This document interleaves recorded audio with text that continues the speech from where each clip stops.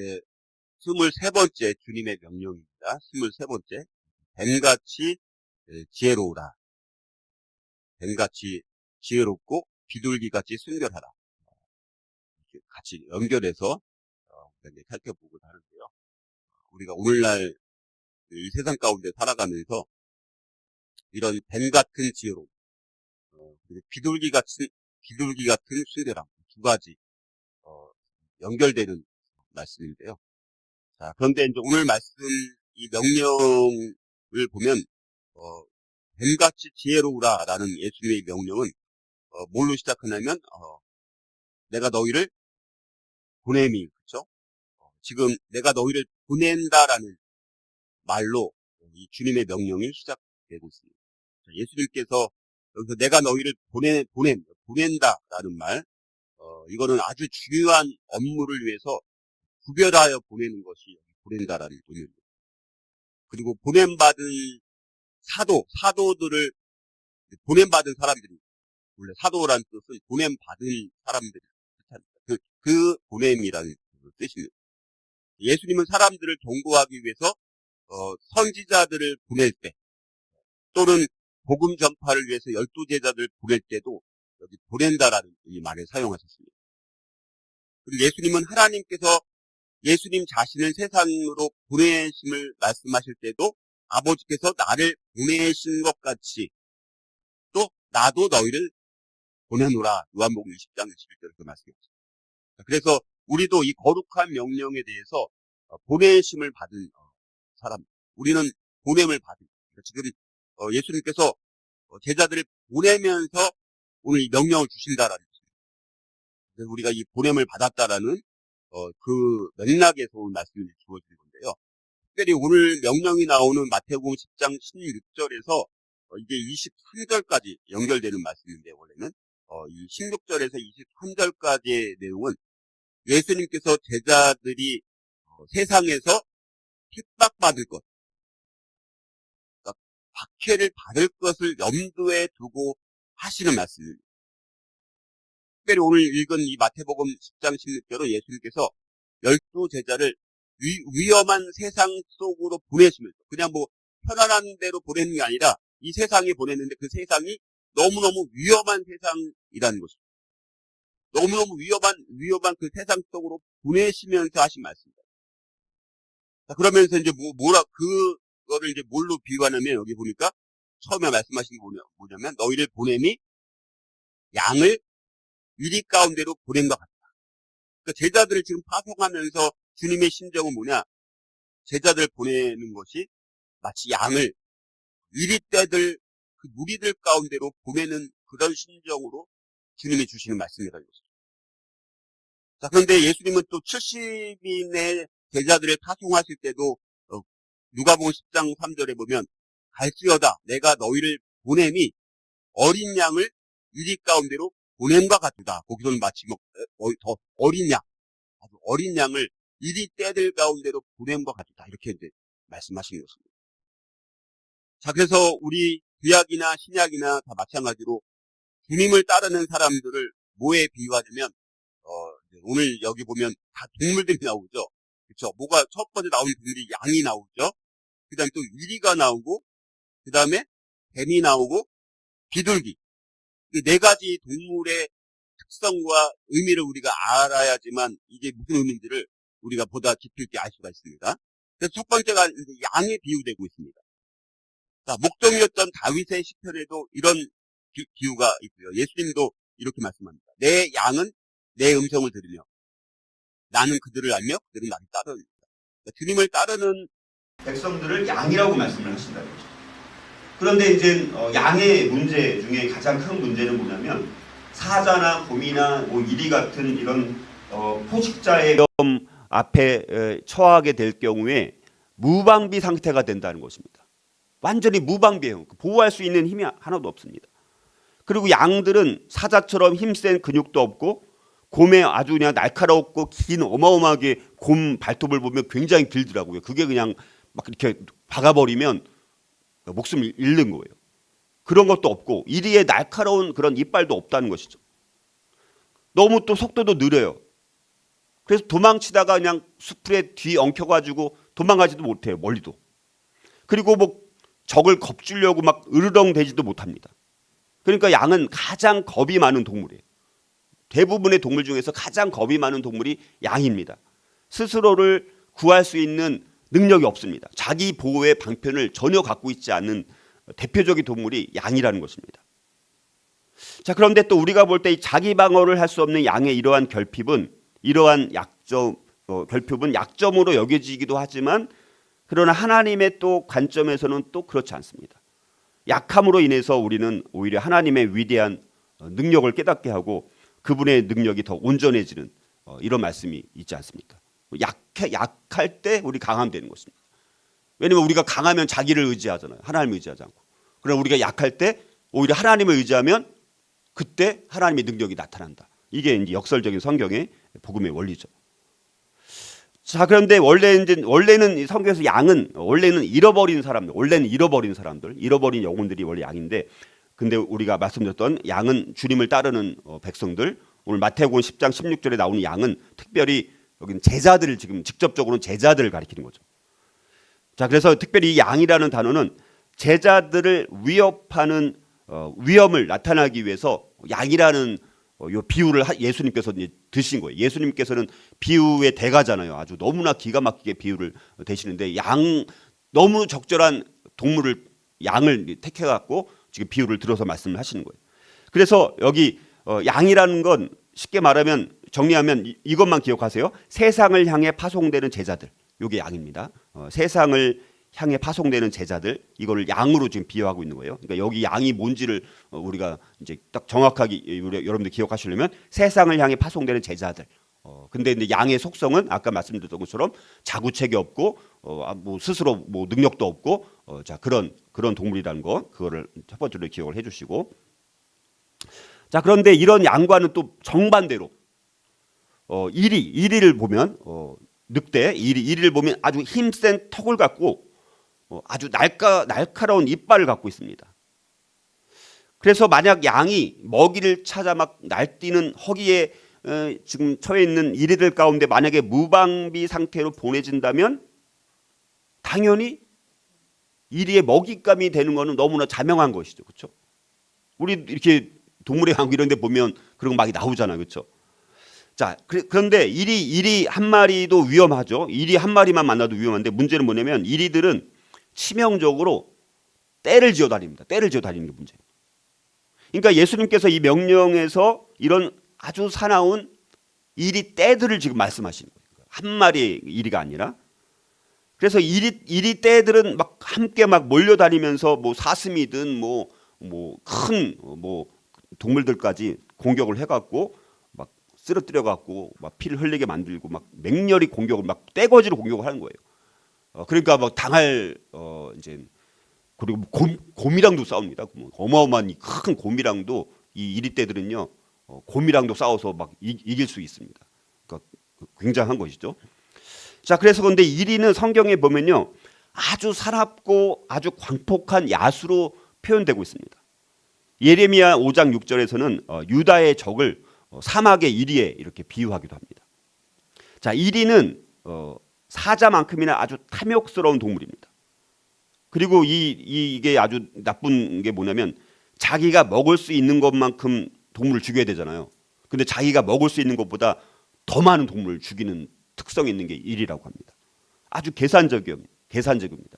떼지어서 막 먹이를 잡으면서 약한 것을 아주 집중적으로 먹이로 삼는 동물입니다. 그래서 이리는 악의적인 죄라든가 탐욕, 탐남, 사기를 대표하는 짐승이 바로 이리라고 합니다. 그래서 단테라는 시인은 이렇게 말해요. 이리라는 동물은 본성이 사악하고 아주 황폐하여 탐욕을 채워본 적이 없고 먹으면 먹을수록 더 허기를 느낀 놈, 이렇게 막 묘사를 합니다. 그러니까 이 이리의 이 속성을 너무 잘 묘사를 했죠. 자, 그래서 이 마태복음 10장 16절에 나오는 이리는 그러니까 뭐냐, 자신들의 말로 사람들을 막 물고 공격하는 잔인한 사람들 혹은 세상을 말하는 거예요. 뭐 말로만 그런 게 아니라 뭐 여러 가지 폭력을 통해서든 뭐 박해를 통해서든 사람들을 막 물고 뜯고 공격하는 아주 잔인한 사람들, 잔인한 세상, 이걸 말하는 것입니다. 그러니까 일이라는 동물의 속성에 너무 잘 맞는 표현인 것이죠. 자, 그런데 거기에 반해서 먹이를 찾는 이리 떼들 가운데 놓인 무방비 상태 양은 정말 목자가 없으면, 그렇죠? 목자가 없으면요, 생존 가능성이 전혀 없는 동물이 양입니다. 양. 그러니까 지금 양과 이리는 완전히 대조적인 것이죠. 이런 양을 이리 떼들 가운데 지금 보내는 심정으로 예수님께서 어떻게 그런 세상 속으로 파송되는 제자들 향해서 어떻게 이걸 대처해야 되는지, 어떻게 대응해야 되는지 이것을 이제 말씀해주고 있는 것입니다. 자, 그래서 오늘 읽은 마태복음 10장 16절 말씀에서 예수님은 제자들이 이 복음 때문에 온갖 핍박과 박해를 당하는 것은 물론이고 심지어 생명을 잃을 수도 있는 그런 위험한 상황에 처하게 될 수 있다라는 것을 미리 예견해 주시면서 주시는 말씀입니다. 근데 세상이 점점 이렇게 될지도 몰라요. 우리가 오늘 16절만 읽었지만 17절 보세요. 사람들을 삼가라. 그들이 너희를 어디에 공회에 넘겨주겠고 그들의 회당에서 채찍질하리라. 이런 말씀이 나옵니다. 자, 이렇게 온유한 복음의 전도자를 세상으로 보내는 것은 마치 양을 이리떼 가운데로 보내는 것과 다를 바가 없다라고 주님이 말씀하시는 거예요. 제자들과 하나님의 자녀들에게는 물론 하나님의 권능이 있고 죽음을 두려워하지 않는 담대함이 주어지겠지만 여전히 그럼에도 불구하고 이리 같은 세상에 비하면 연약한 양에 불과하다라는 것을 말씀하는 것입니다. 이 위험한 세상에서 제자들은 이리 가운데 양과 같이 너무나 상처를 입기 쉽고 목숨을 잃기 쉬운 동물이다. 자, 그러면서 예수님은 주님의 제자들을 세상의 복음을 전파하려 보내시면서 제자들에게 닥쳐오게 될 환난을 직면할 때 오늘 말씀처럼 뱀의 지혜, 비둘기의 순결함, 이것을 갖출 것을 우리에게 당부하고 계신 거예요. 그러니까 환난과 순교의 맥락이 오늘 이 뱀의 지혜와 비둘기의 순결의 맥락에서 우리 주어진 말씀이라는 것입니다. 세상은 복음을 전하는 전도자들을 결코 환영하지 않을 것이고 여러모로 핍박할 것을 주님은 미리 이걸 알고 말씀을 하시는 것입니다. 자, 왜냐하면 세상의 권세 잡은 자 사탄이 복음 전파를 결코 환영할 리가 없을 뿐만 아니라 사탄이 그냥 가만히 앉아서 당하고 있지만은 않을 것이기 때문이라는 것이죠. 제자들은 지금 자신들이 만날 위험을 앞에 두고 뱀같이 지혜롭고 비둘기같이 순결하라라는 주님의 명령, 주님의 지침을 받고 있다라는 것입니다. 주님은 제자들을 세상에 지금 파송하면서 그들에게 오늘 이 명령을 지침으로 주고 계신다라는 것입니다.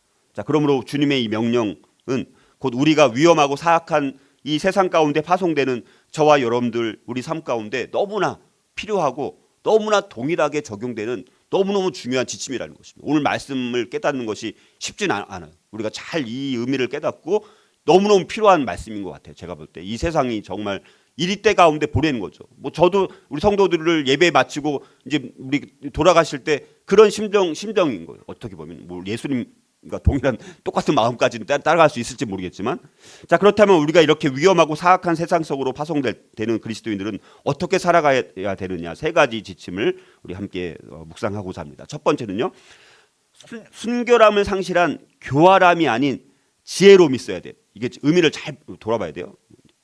그러니까 일단 첫 번째 지혜로움이에요. 지혜. 근데 이 지혜라는 것이 여러 가지 의미가 있기 때문에 이게 어떤 지혜인지 의미를 알아야 되는 게 중요한 거예요. 우리가 지혜라는 말은 다 좋은 걸로 알잖아요. 근데 좋지 않은 의미도 있거든요. 자, 그럼 뱀이 어떻게 지혜로운지를 한번, 왜 하필 그 간교한 뱀을 왜 지혜로움의 예를 드셨을까? 예수님이 다른 걸 드셨을 텐데, 드시면 더 좋았을 텐데. 근데 또 돌아보면 이게 의미가 또 굉장히 깊은 의미가 있다라는 것입니다. 자, 근데 우리가 보통 뱀 같은 지혜로움이라는 말은 우리가 약간 오해되는 소지가 많이 있다는 것입니다. 그러니까 다시 말해서 적당한 요령과 적당한 지혜도 필요하다. 그런 의미로 오해할 수 있다는 것입니다. 자, 그런데 오늘 예수님께서 말씀하시는 뱀처럼 지혜로우라라는 말씀은 뱀처럼 간사하거나 간교하라는 그런 의미는 아니잖아요. 그렇죠? 우리가 뱀처럼 간교하다, 우리 창세기 3장에 나오는 뱀이 간교한 뱀, 그때 그 뱀처럼 간교하면 안 되잖아요. 그렇죠? 그런 의미가 아닙니다. 그래서 여기 지혜롭다라는 말은 무슨 의미냐면 생각이 깊은 거예요. 생각이 사려가 깊은 것입니다. 신중한 것을 말하는 거예요. 그래서 동물 중에서도 자기에게 닥쳐오는 어려움을 가장 잘 파악하고 신속하게 기술적으로 회피하는 뛰어난 재주가 있는 동물이 뭐냐? 뱀이라는 거예요. 그래서 보통 뱀은 지혜와 모략과 명철, 분별력, 경계심, 예견력, 통찰력 등을 상징하는 게 뱀입니다. 그러므로 이 뱀 같은 지혜라는 말은 신중한 분별력, 신중함, 빈틈없음 이거를 가리키는 것입니다. 그러니까 예수님께서 뱀의 지혜를 말씀하신 것은 무엇보다도 뱀은 자기에게 닥쳐오는 여러 가지 어려움을 아주 조심성 있게 대처해서 그 어려움을 모면한다라는 측면에서 말씀하고 계신 거예요. 그러니까 다시 말해서 그리스도인들은 이 악한 세상에 나가서 복음을 전하고 행동할 때 그냥 막 하는 게 아니라 아주 사려 깊고 아주 신중하게 처신해야 된다라는 말씀입니다. 왜냐하면 사탄이 아주 간교한 술수로 우리를 유혹해서 넘어뜨리려고 하기 때문이라는 거죠. 따라서 이 복음 전도자들은 사탄의 깊은 것들을 잘 헤아려 가지고 신중하게 사력 있게 행동해야 된다라는 것을 말씀하시는 거예요. 자, 그러기 위해서 우리는 상황에 본능적으로 반응하는 것을 억제하고 하나님의 뜻이 이루어지도록 성령 하나님께 의지하는 것이 그래서 매 순간 필요한 것입니다. 자, 그런데 여러분 성경에서 처음으로 뱀을 언급한 것이 창세기 3장 1절에 나오죠. 뱀은 여호와 하나님이 지으신 들짐승 중에 가장 간교하니라. 그러면서 뱀이 여자에게 물어 이르되 뭐 하나님이 참으로 너희에게 동산 모든 나무의 열매를 먹지 말라 하시더냐 막 이렇게 막 유혹하잖아요. 그렇죠? 간교한 동물로 나오죠. 가장 간교한 피조물 가운데 가장 간교하다라고 이렇게 표현하고 있다는 것이죠. 자, 그래서 이 간교하다라는 이 부정적인 뉘앙스로 번역된 이 간교하다라는 말은 근데 이 말이 잠언 12장 23절을 비롯해서 다른 곳에서는요. 이게 또 슬기롭다라는 말로도 나와요. 똑같은 원어로 봤을 때 똑같은 말인데 어떤 데는 아주 간교하다라는 말로 나오고 어떤 데는 또 슬기롭다라는 말로 똑같은 말인데 그렇게 전혀 다른 의미로 번역이 된다라는 것입니다. 자, 그러면 이 히브리 말은 이 간교하다라는 말은 상황에 따라서 간교하다가 될 수도 있고 슬기롭다가 될 수도 있는 거예요. 선악을 알게 하는 나무의 실과를 먹지 말라 하신 하나님의 명령에 대해서 뱀의 지혜는 간교한 것이 되어가지고 그 약속을 의심하고 부정하기에 이르는 것이 여기 이제 그 지혜라는 것이 여기는 간교한 것이 되어버리는 거예요. 그런데 슬기로운 사람은 또 여호와를 경외하는 것이 지혜의 근본인 줄을 알고 하나님의 계명에 마음을 두는 사람이잖아요. 또 슬기로운 사람은. 자, 그래서 우리는 간교함이 될 수도 있고 슬기로움이 될 수도 있는 이 뱀 같은 지혜에 대해서 우리가 좀 쉽게 잘 정리를 해둘 필요가 있는데 자, 이렇게 생각하면 좀 더 정리하기 쉽습니다. 자, 보세요. 만약에 이 지혜로움이라는 것이 순박함이나 순결함이나 순수함을 상실하게 되면 교활함이나 간교함, 사악한 책략이 되기 쉬운 거예요. 그러니까 지혜로움이라는 것이 우리의 순결함과 이게 이게 연결이 안 되면 나쁜 의미로 이게 되는 거예요. 그렇죠? 다시 말해서 이 지혜로움이라는 것이 순결함을 통해 균형을 잡지 못하면 간교함에 그칠 수 있다는 것입니다. 사람이 교활해지면 지혜는 가졌지만 그 교활함 때문에 오히려 많은 사람들한테 폐를 끼치고 자기도 오히려 어려움을 받게 될 수 있다는 사실을 우리가 기억을 해야 된다는 것입니다. 자, 그래서 이 뱀 같은 또 지혜로움의 하나의 예를 또 들어보면요. 뱀의 뚜렷한 특징 가운데 하나가 뭐냐면 대립을 피하는 성향이 있다는 거예요. 상대를 공격하는 것과 물러서야 되는 상황, 공격을 지금 할까 물러설까의 기로에서 뱀은 그때 필요하면 그냥 서둘러서 딱 슬그머니 사라지는 거예요. 따라서 위험하고 사악한 세상의 교묘한 질문 공세를 우리는 때로는 피하는 것도 어떨 때는 무조건 다 피하면 안 되는 거지만 뱀처럼 지혜롭고 비둘기처럼 순결하기 위한 또 효과적인 방법 중에 하나가 될 수도 있다라는 것입니다. 자, 그리고 잠언 16장 23절을 보면 말로써 전쟁을 하는 세상에서 현명하게 처신을 하라. 잠언 16장 23절을 보니까 지혜로운 자의 마음은 그의 입을 슬기롭게 하고, 여기 슬기롭게 하고가 이제 지혜롭게 하는 것입니다. 그의 입을 슬기롭게 하고 또 그의 입술에 지식을 더하니라. 그러니까 우리가 이 세상에 나가서 말로 하든 뭐 행동을 하든 현명하게 처신해야 된다, 신중하게 처신해야 된다, 이렇게 말씀을 하는 것입니다. 또 일이나 양의 옷을 입은 이리들이 우리에게 또 수없이 많은 질문들을 질문 공세를 할 가능성이 많은 것이죠. 우리를 뭐 조롱하고 뭐 우리에게 또 너네 뭐 예수가 무슨 정말 역사적 뭐 예수냐 뭐 이렇게 막 공격을 할 수 있잖아요. 그래서 그런 상황을 항상 예상하면서 늘 대응하고 답변할 수 있는 현명한 질문과 답변을 늘 준비해 두는 거예요. 언제나 대답할 준비가 되어 있어야 될 것을 성경은 말씀하지 않습니까? 자, 그래서 우리가 순결함을 상실한 교활함이 아닌 지혜로움. 우리가 또 세상을 살다 보면 정말 이런 지혜가 너무나 필요할 때가 많다는 것을 늘 경험하지 않습니까? 그러므로 우리는 그냥 지혜, 우리가 그동안에는 어떻게 지혜를 주십시오. 근데 지혜가 잘못하면 간교함이 될 수도 있잖아요. 그렇죠? 그러니까 우리가 그냥 지혜를 구하는 것이 아니라 오늘 우리가 살펴본 순결함과 결합된 그런 지혜를 하나님께 달라고 기도를 해야 됩니다. 그래서 위험하고 사악한 세상 가운데 살아가면서 꼭 필요한 이 뱀 같은 지혜로 우리가 세상의 수많은 어려움들을 우리가 잘 극복할 수 있는 우리가 이 말씀을 우리 삶 가운데 우리가 적용했으면 좋겠습니다. 자, 두 번째로 위험하고 사악한 세상 속으로 파송되는 그리스도인들은 또 어떻게 살아야 되느냐? 자, 두 번째는 순결함에 대해서 비둘기의 비유를 드는 것입니다. 두 번째는요, 지혜로움을 결여한 어리석음이 아닌 또 순결함이 있어야 됩니다. 이번엔 또 지혜로움을 결여한 어리석음이 아닌 순결함이 있어야 된다는 것입니다. 여러분들 비둘기, 자, 비둘기는 여러 가지 많은 상징이죠. 뭐 좋은 의미로 대부분 사용되죠, 그렇죠? 자, 우리가 두 번째로 살펴볼 이 비둘기 같이 순결하라라는 말은 우리가 악한 세상을 살아가는 그 가운데 속에서도 우리는 또 순결함은 잃지 말아야 된다. 그러니까 참 어려워요. 지혜로움도 갖고 있어야 되고 순결함도 갖고 있어야 돼요. 근데 예수님께서 순결함의 뜻으로 사용한 이 말은 무슨 의미냐면 섞인 것이 없는 거예요. 섞인 것이 없고 때가 묻지 않고 순수하고 결백하고 악한 것이 섞여 있지 않고 속임수가 전혀 없는 것. 이게 이제 순결함이란 의미입니다.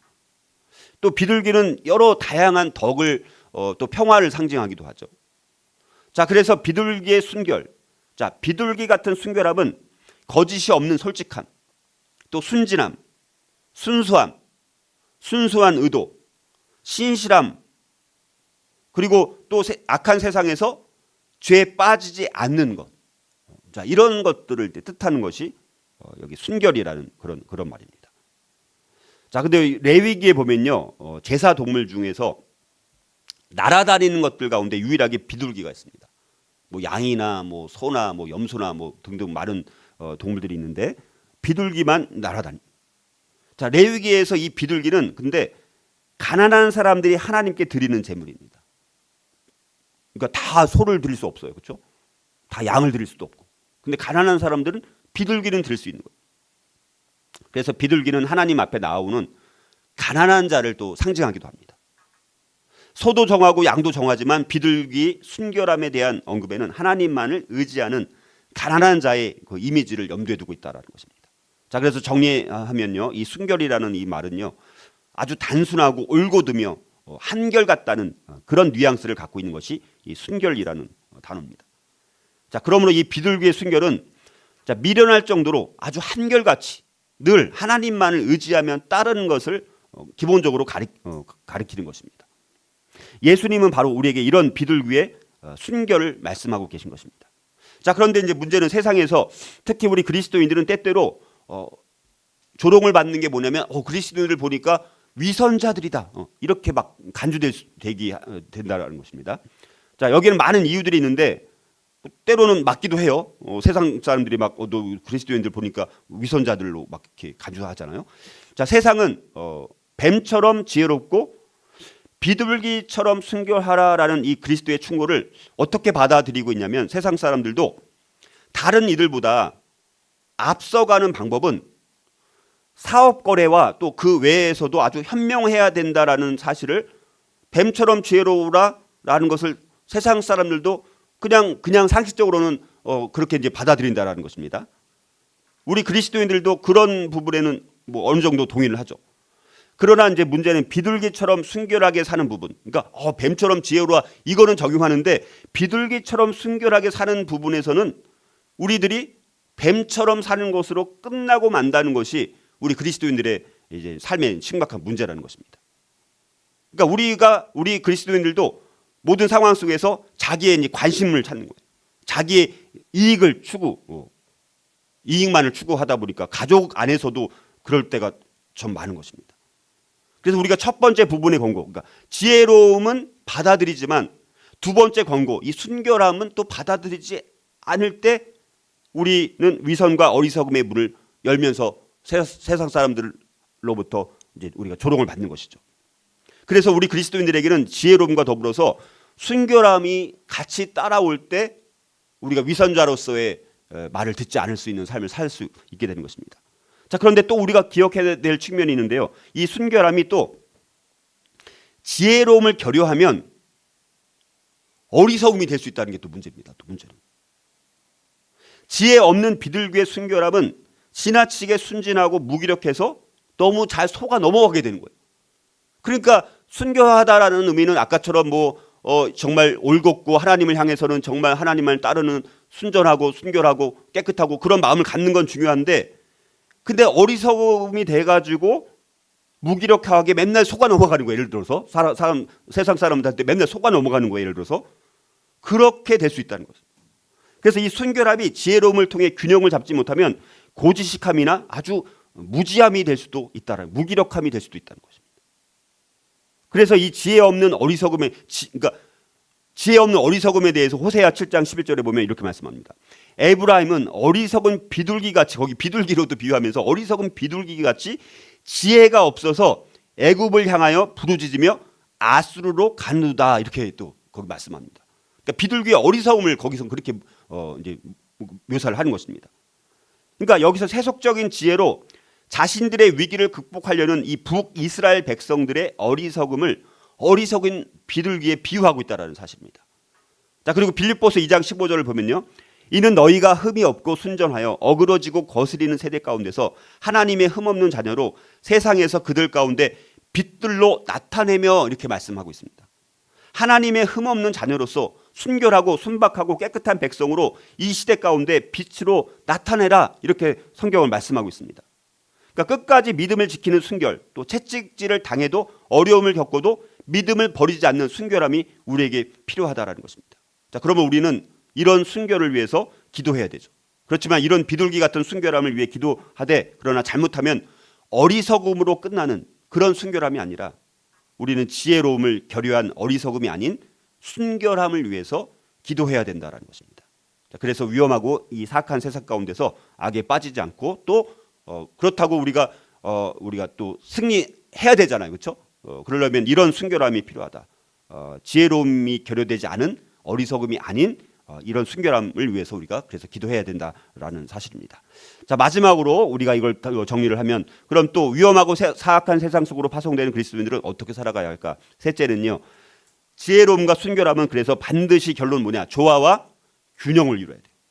그러니까 지혜로움과 순결함은 반드시 조화와 균형을 이루어야 된다는 것입니다. 자, 그러므로 이 뱀같이 지혜롭고 비둘기같이 순결하라는 이 말씀은 제자들이 복음 전도 때 당하는 온갖 상황에서 취해야 될 행동의 양면성을 잘 보여주는 것입니다. 양면성. 그러니까 이 세상 가운데 우리가 살아가면서 양면성이 필요한 거예요. 하나만 있으면 안 돼요. 두 개 다 필요한 것입니다. 만약에 지혜로움이 순결함을 상실한다라면 교활하고 간교한 게 되는 거잖아요, 그렇죠? 반대로 또 순결함에 지혜로움이 없으면 어리석음이 되고 마는 거잖아요. 그러니까 뱀 같은 지혜로움과 비둘기 같은 순결함은 어떻게 보면 서로 조화되기 어려운 것처럼 보이지만 뱀의 지혜와 비둘기의 순결은 너무나 잘 짜여진 하나의 또 짝이 되는 거예요. 동전이 양면이 있는 것처럼 동전의 양면이라는 것입니다. 하나의 동전에도 앞이 있고 뒤가 있잖아요. 그러니까 이게 뱀의 지혜와 비둘기 순결은 반대되는 것 같은데, 반대되는 것 같으면서도 너무나 기가 막히게 잘 짜여진 짝이고, 예수님이 뱀 같은 지혜로움과 비둘기 같은 순결함으로 비유를 들어서 말씀하신 게 이 말씀의 의미를 깨달으니까 와, 기가 막히게 오히려 짝이 기가 막히게 맞는 짝이라는 것입니다. 그래서 이 두 가지는 서로 충돌하는 것이 아니라 오히려 통합적으로 이 두 가지를 다루어야 되고 영원한 동전의 양면과 같은 것으로 여겨야 된다라는 것입니다. 자, 그러므로 결국 이 뱀 같은 지혜로움과 또 모략과 명철 그리고 비둘기 같은 순결함과 순수함, 이 두 가지는 꼭 필요한 조화와 균형을 이루어야 된다. 자, 그래서 우리 복음 전도자 예수님을 따르는 성도들의 삶은 이 앞에 놓여 있는 전투에 대비하기 위해서 그리고 위험과 핍박에 놓일 때 뱀같이 지혜로운 실제적인 분별력과 동시에 또 예수님의 특징인 비둘기 같은 순결함과 정직함, 이 두 가지 측면을 동시적으로 우리가 다 갖추고 있어야 됩니다. 그러니까 너무너무 필요한 것 같아요. 제가 볼 때는 진짜 이 세상 가운데 살아가면서 이 두 가지 요소가 조화와 균형을 이루는 그것을 우리가 갖추는 것이, 구비하는 것이 너무너무 필요한 것 같아요. 우리 자녀들 다음 세대가 이 두 가지를 갖추는 이 훈련을 우리가 정말 해야 되는 것입니다. 그래서 예수님은 이 지혜와 순결의 완벽한 조화와 균형의 모습을 예수님은 또 이 몸소 진짜 기가 막히게 보이셨습니다. 그리고 제자들에게 그런 조화와 균형을 갖고 살아가도록 우리에게 명령을 하신 거예요. 자, 예수님은 어떻게 교묘한 자들을 이 지혜로움과 순결함으로 대응했느냐? 이제 예를 하나 이제 들어보면 예수님이 정말 기가 막히게 이 지혜로움과 순결함을 겸비한 균형 있게 조화를 이룬 그런 사례를 한번 들어볼 텐데, 자, 예수님은요 아주 약탈하는 이리들 무리 가운데 늘 계셨어요, 그렇죠? 약탈하는 이리들 무리들이 늘 주변에 누가 있었습니까? 바리새인들, 뭐 서기관들, 뭐 헤롯 당원들, 뭐 대제사장들, 뭐 해가지고 등등 이 예수님을 어떻게 하면 호시탐탐 트집을 잡아가지고 죽일 수 있을까? 어떻게 교묘한 질문을 잡아갖고 트집을 잡아서 감옥에 갇히게 만들거나 죽게 만들까? 이것만 호시탐탐 계속 그것만 노린 사람들 아닙니까? 맨날 예수님은 그 이리떼들 가운데 한복판에 있었습니다. 자, 마가복음 그래서 12장 13절 17절을 보면요, 거기 이제 거기서 우리는 예수님께서 이 주님의 신용을 떨어뜨리기 위해서 아주 교묘한 아주 창략적인 질문을 하는 종교 지도자들 대면할 때 지금까지 우리가 살펴봤던 이 지혜와 순결의 완벽한 조화와 균형을 갖춘 예수님의 대응을 우리가 여기서 볼 수가 있습니다. 거기 이제 뭐 이 약간 세금 조세 문제, 세금 내는 문제 때문에 이제 그걸 가지고 진짜 아주 교묘하게 딱 책 잡으려고 마음 먹고 예수님에게 질문을 던지게 됩니다. 자, 그때 이제 바리새인과 헤롯 땅 사람들이 함께 예수님을 책 잡으려고 속이려고 찾아옵니다. 바리새인과 헤롯 땅, 바리새인들은 이 그 헤롯 땅을 싫어합니다. 헤롯 로마 제국의 식민지로 살아가는 걸 이제 싫어하는 사람이고, 헤롯 당원들은 헤롯을 지지하는 사람들이니까 로마 제국의 세금 제도를 따르는 사람들인 거예요. 약간 반대 입장이죠. 자, 근데 이 두 무리가 이 이리떼 같은 이 인간들이 예수님을 책 잡으려고 속이려고 찾아옵니다. 의도적으로 이들의 목적은 뭐냐? 예수님을 딜레마에 빠뜨리는 거예요. 와, 그러니까 이들도 머리가 좋은 거예요. 만약에 예수님께서 당시 조세 제도를 지지한다면 바리새인들 입장에서는 예수님은 신성을 모독하는 로마 정부를 지지하는 종교적 타협자라고 비난할 수 있는 근거가 되는 것이죠. 조세 제도를 지지하면, 그렇죠? 왜냐하면 지금 막 세금을 엄청 유대인도 고통당하게 세금을 내게 하니까 로마 정부를 또 지지하면서 당신 종교적 보니까 타협자네, 타협하는 인간이네, 이렇게 이제 비난할 수 있는 딱 근거가 되는 거예요. 만약에 조세 제도를 예수님 지지한다라고 말하면. 그런데 만약 또 조세 제도를 반대한다면 헤롯 땅들은 예수님 너 보니까 로마 정부에 대항한 거지, 로마 정부에 대항한 거니까 너 죽어야 돼, 죽음에 해당된다라고 또 비난하게 되는 것이죠. 그러니까 조세 제도를 지지해도 문제고 조세 제도를 반대해도 문제가 되는 것입니다. 자, 대충은 이해되죠. 대충은 자세히 의미가 어려워도 아주 난처한 질문을 받은 것이죠. 자, 거기에 대해서 예수님은 그런 질문에 예수님도 질문에 또 답해서 대응을 하시는데요. 자, 바리새인들이 증오하는 로마 관료들에게 세금을 바쳐야 하는지에 대해 물었을 때 바리새인들이 예수님은 이 형상과 이 글이 누구의 것이냐라고 다시 되물으면서, 그러니까 바리새인들이 거기에 이제 가이사의 것이 이제 동전의 그림이 있었던 거예요. 가이사의 것이니다라고 대답을 합니다. 그럼 예수님께서 이제 뭐라고 대답해야 될까? 예수님은 우리의 생각을 뛰어넘는 아주 지혜롭고 아주 심오한 대답을 하십니다. 예수님은 직접적으로 예나 아니요 요걸 대답을 안 하시는 거예요. 지금 예나 아니요 두 개를 말하면 둘 중에 하나는 걸리는 거예요. 어디 하나는 딜레마에 빠지는 거니까. 그래서 바리새인과 헤롯 땅 사람들이 둘 다 수용해야 되는 답을 말씀을 하십니다. 그게 대답이 뭡니까? 가이사의 것은 가이사에게, 하나님의 것은 하나님께 바치라. 자, 이 말씀을 통해서 바리새인들도 거기서 반론을 제기하지 못하고 헤롯 당원들도 반론을 제기하지 못하는, 자, 그런 전혀 예측할 수 없는, 예상하지 못했던 뛰어난 탁월한 아주 지혜롭고 그러면서도 순결한 대답을 하신 것을 보게 됩니다. 자, 이렇게 예수님께서 예수님 자신을 속이고 계략에 빠뜨리려는 자들을 대면할 때 예수님의 반응은 그 세상 사람들의 이리떼들의 게임의 규칙이나 세상의 게임의 규칙을 뛰어넘으면서 그들을 오히려 놀라게 하는 답을 제시하셨다라는 것입니다. 그리고 이러한 예수님의 반응은 그들의 속임수에 편협한 초점을 변화시키고 있다는 사실입니다. 그러면서도 예수님은 평생 죄가 없는 온전한 순결한 삶을 또 사셨다라는 것입니다. 자, 이렇게 지혜로움과 순결함 이 두 가지를 가장 잘 조화롭게 그리고 균형 있게 살았던 분이 바로 우리 예수님이셨다라는 사실입니다.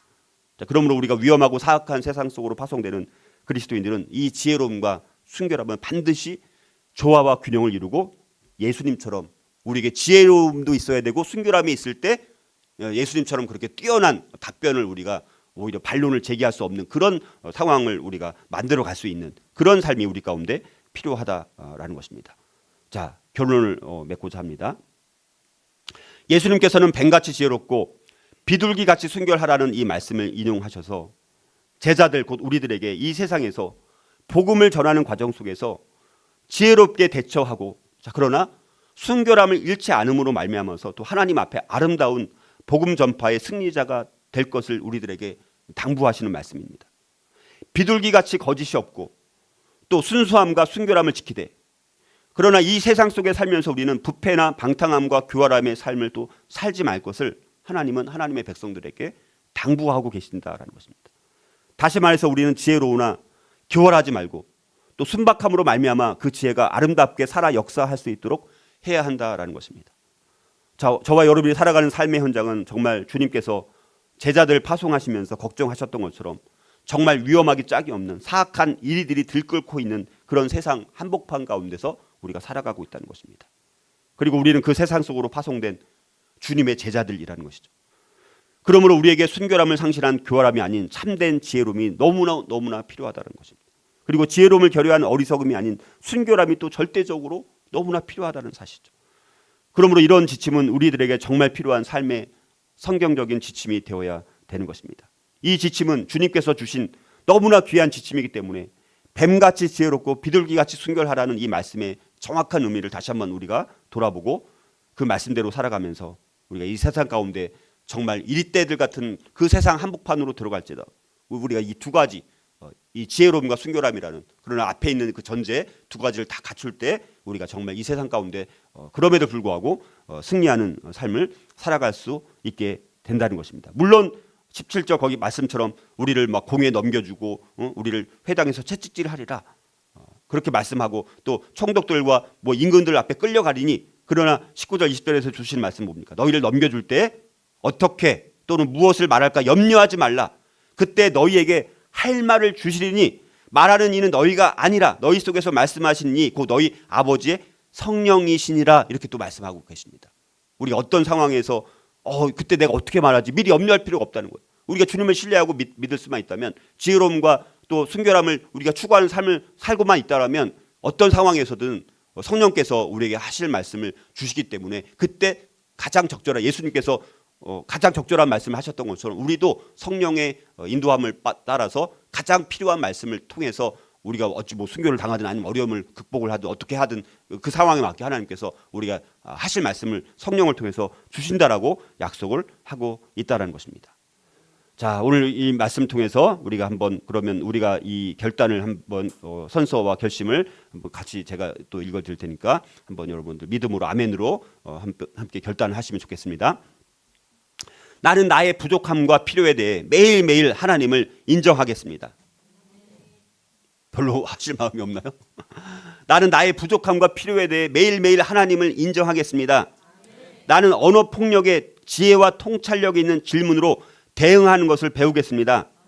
나는 핍박에 대한 반응에 대해 하나님께서 나의 마음, 의지와 감정을 다스려 주시기를 간구하겠습니다. 나는 악한 것의 세세한 부분들을 피하겠습니다. 나는 잘못된 것으로부터 옳은 것을 분별하도록 영을 시험하겠습니다. 나는 성령이 내게 머무시기를 하나님께 간절히 구하겠습니다. 나는 악한 공격에 대응하기 위해 하나님께서 진리들을 기억나게 하실 것에 대해 하나님을 절대적으로 신뢰하겠습니다. 나는 악한 속임수에서 지혜롭고 자유롭게 되기를 하나님께 구하겠습니다. 자, 이 결단과 고백이 저와 여러분들이 고백이 되어서 우리가 정말 이때 같은 세상 가운데 우리가 파송되는 삶 가운데서 우리가 그럼에도 불구하고 승리하는 삶을 살 수 있기를 주님의 이름으로 축복합니다.